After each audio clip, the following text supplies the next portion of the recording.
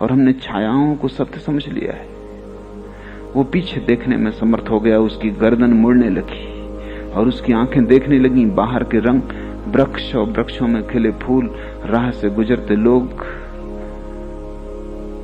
रंगीन थी दुनिया काफी, छायाएं बिल्कुल रंगहीन थी, उदास थी।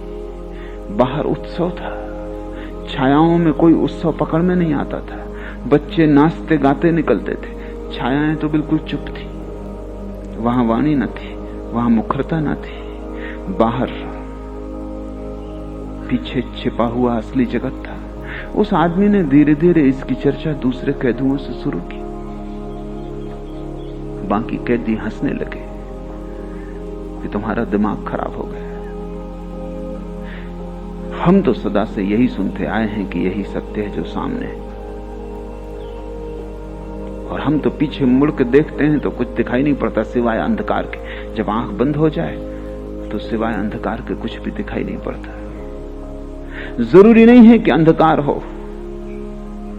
हो सकता है सिर्फ आंख बंद हो जाती हो, लेकिन दोष कोई अपने ऊपर कभी लेता नहीं।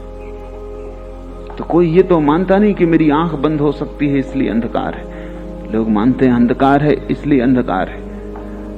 मेरी आंख और बंद हो सकती, ये कहीं संभव है? हम अपनी आंख तो सदा खुली मानते हैं, अपना हृदय तो सदा प्रेम से भरपूर मानते हैं, अपनी प्रज्ञा तो सदा प्रज्वलित मानते हैं, अपनी आत्मा तो सदा जागृत मानते हैं, और यही हमारी भ्रांतियों की जड़ है।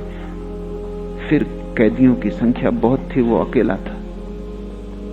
लोकतंत्र कैदियों के पक्ष में था, बहुमत उनका था, और उन्होंने कहा कि अगर ऐसा ही है तो सबकी सलाह ले ली जाए।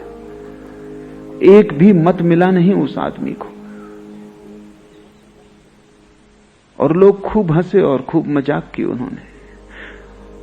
धीरे धीरे वो उस आदमी को पागल मानने लगे। वही कबीर कह रहे हैं, सगरी दुनिया भई सयानी, एक मैं ही बौराना। उस आदमी को अगर कबीर का पद याद होता तो उसने भी कहा होता, सब लोग सयाने, सिर्फ मैं एक पागल हूं। और सिर्फ वो एक ही सयाना था। लेकिन जहां अंधों की भीड़ हो वहां आंख वाला पागल हो जाता। जहां मूढ़ों की भीड़ हो वहां बुद्धिमान पागल हो जाता है। जहां बीमारी ही स्वास्थ्य समझी जाती हो वहां स्वस्थ आदमी का लोग इलाज कर देंगे पकड़ के।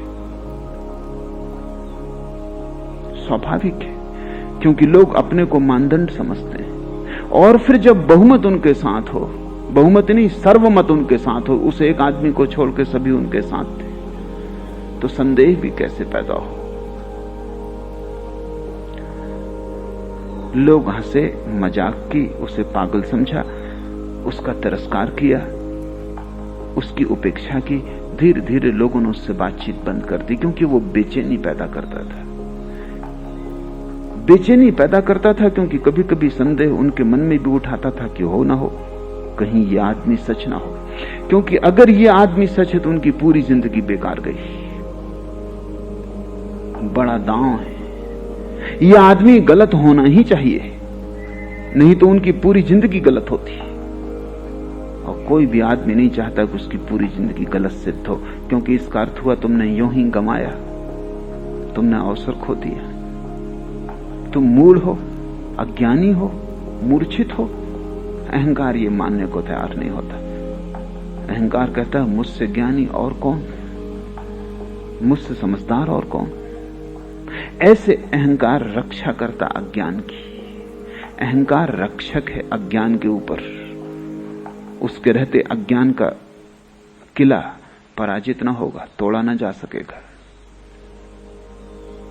धीरे धीरे उन्होंने उसकी उपेक्षा कर दी, क्योंकि उससे बात करना भी बेचैनी थी, क्योंकि वो हमेशा रंगों की बात करता। रंग उनमें से किसी ने भी देखे न थे। वो हमेशा पीछे चलने वाले संगीत की बात करता, संगीत उनमें से किसी ने सुना न था। उनकी सब इंद्रियां पंगु हो गई थी। और धीरे धीरे वो आदमी कहने लगा कि ये जंजीरें हैं जिनको तुम आभूषण समझे हुए हो।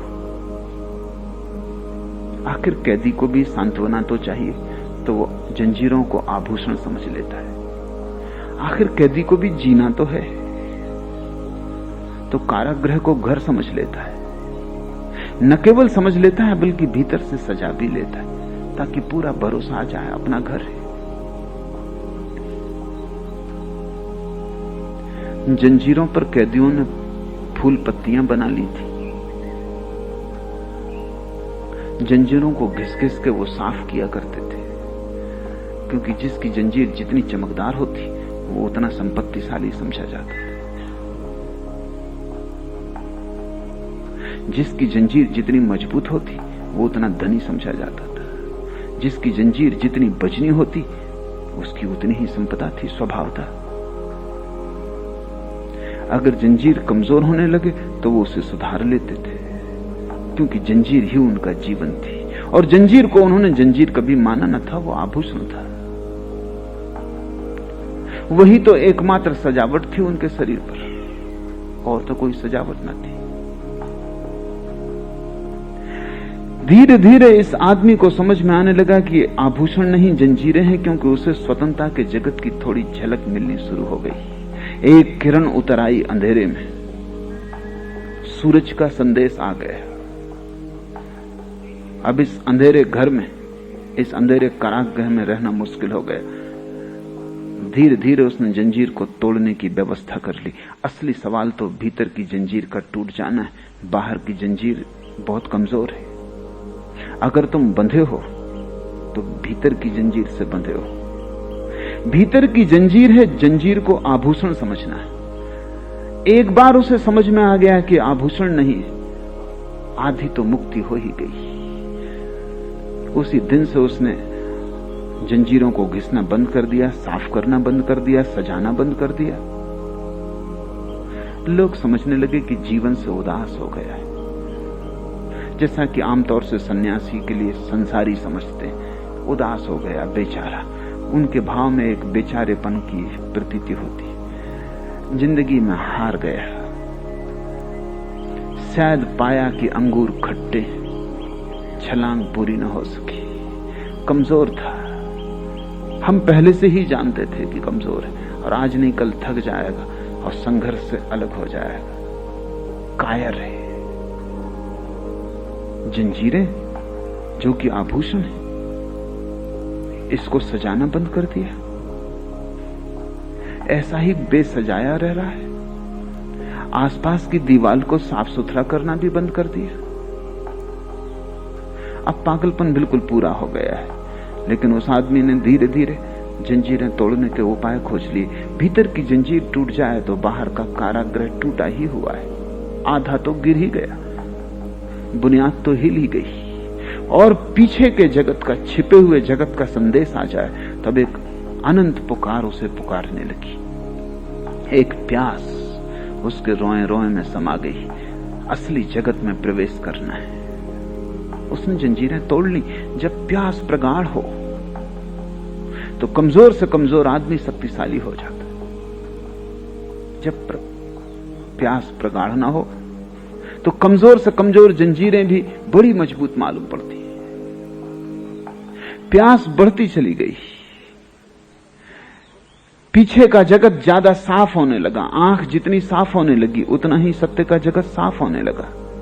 एक दिन उसने जंजीरें तोड़ दी और वो उस कारागृह से निकल भागा। उसके आह्लाद का अंत नहीं था। वो नाच रहा था। सूरज, पक्षी, वृक्षों में खिले फूल, बस वास्तविक लोग, छायाएं नहीं, संगीत, रंग, सुगंध। वो आह्लादित था, वो नाच रहा था। लेकिन कारागृह में अफवाह उड़ गई। हम जानते थे कि आज नहीं कल वो जीवन के संघर्ष से भाग जाएगा। एस्केपिस्ट, पलायनवादी, भगोड़ा। संसारी हमेशा सन्यासी को यही कहता रहा। उसने साधारण सन्यासी को कहा हो ऐसा नहीं, महावीर बुद्ध को भी भगोड़ा ही कहा है। भाग गए, ये अपने को बचाने की तरकीब है। ये अपने को सांत्वना देने की तरकीब है कि हम कायर नहीं, और तुम कायर हो इसलिए तुम वहां हो जहां तुम हो। ये अपने को समझाने की तरकीब है, हम कोई पलायनवादी नहीं, हम तो जीवन के संघर्ष में जूझेंगे और तुम्हें जीवन का भी पता ही नहीं। और जिससे तुम जूझ रहे हो वो केवल छाया का